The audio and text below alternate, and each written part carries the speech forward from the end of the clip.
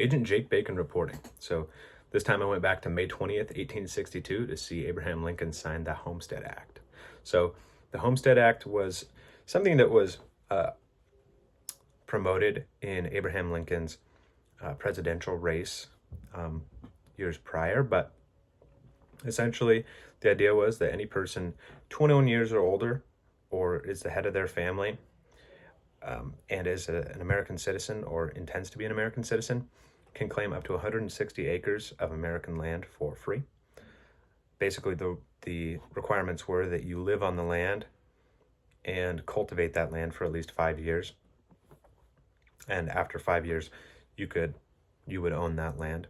The other option was after 6 months, you could pay $1.25 per acre, and then you would legally own that land. So this was part of westward expansion. This was an act from the government to try to get people to move westward and get people off that eastern seaboard and kind of spread out throughout the country. And we did see a lot of people moving. Between 1862 and 1904, the General Land Office gave out about 500 million acres of American land. Of that, though, only 80 million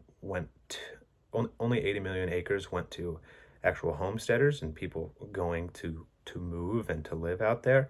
And the rest of that land was given out mostly to speculators, railroads, miners, loggers. So at least initially, most of that land being given out in that Homestead Act actually went towards people trying to make money off the land and businesses kind of expanding in that direction.